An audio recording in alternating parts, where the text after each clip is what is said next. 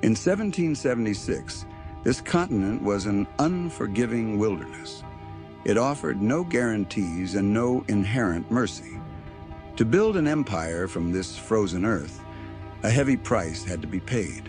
For the Continental Army, independence was not a romantic philosophy.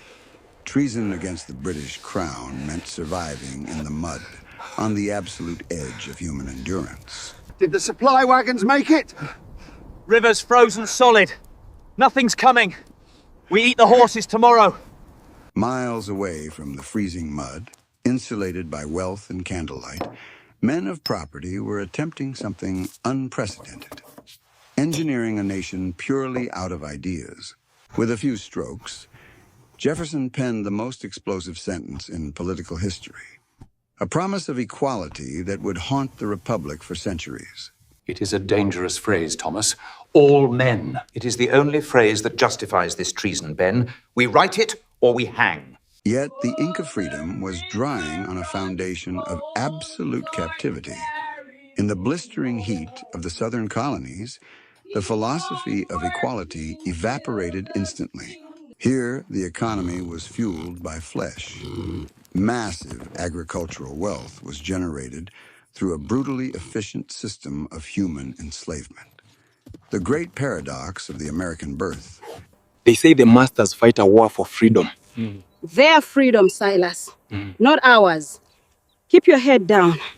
Forged in the freezing snow, written in golden candlelight, and paid for in the blood of the enslaved. A nation born perfectly divided. The victory at Yorktown shattered the British Empire's grip. The greatest military superpower surrendered to a ragged army of colonials. The war was won, but the real struggle had just begun.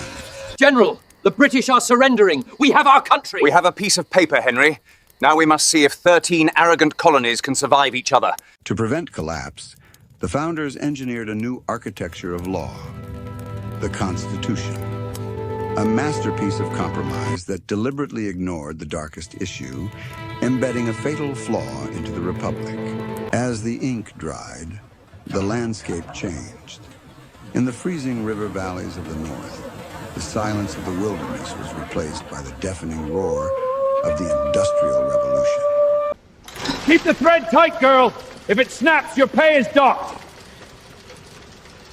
Keep it tight. Keep it tight. Don't look at the gears.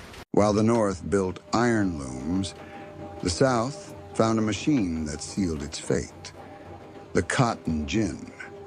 This single invention ensured human slavery would not die out. It would explode into an empire. The mills in Massachusetts beg for more bales. We can't pick it fast enough. Cotton is king, William, and the king demands more land to the west. The demand for land sparked a relentless migration. Driven by poverty and the arrogant belief in manifest destiny, thousands of pioneers threw themselves into the unforgiving mud of the western frontier. They come in wagons now, like a river of wood. A river does not stop because you ask it to. It washes everything away. The organic continent was not merely conquered by wagons, it was conquered by mathematics. Surveyors marched ahead, dividing ancestral lands into perfect taxable grids. The machine of America had fully awakened. To connect the vast frontier to the ocean, nature itself had to be re-engineered. The Erie Canal was a massive, 363-mile artificial river, an audacious artery of commerce that would make New York the center of the world. But this artery was carved by hand. Thousands of poor immigrants traded their labor for pennies, moving mountains of dirt and stone with nothing but iron pickaxes and raw human suffering.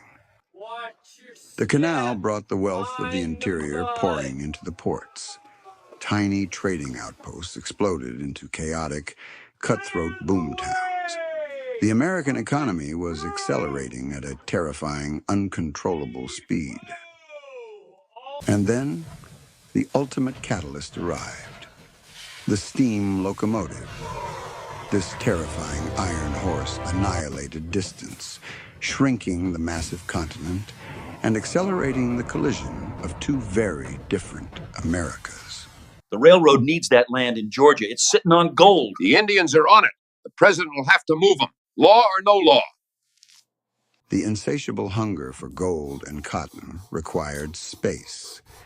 With a single stroke of a pen on the Indian Removal Act, the federal government legalized the forceful, brutal expulsion of indigenous nations from their ancestral homes. It became known as the Trail of Tears, a forced winter death march where thousands perished from exposure, starvation, and disease, the dark cost of imperial expansion. The Indians are on it. The president will have to move them, law or no law. By the 1830s, the United States was a geographical fiction. It was two completely different empires, bound together only by a fragile piece of parchment. An industrial machine in the north and a slave economy in the south. The original contradiction written in Philadelphia had finally caught up with reality. The ink of compromise had dried, and the sky was turning black. The bloodiest conflict in American history was now inevitable.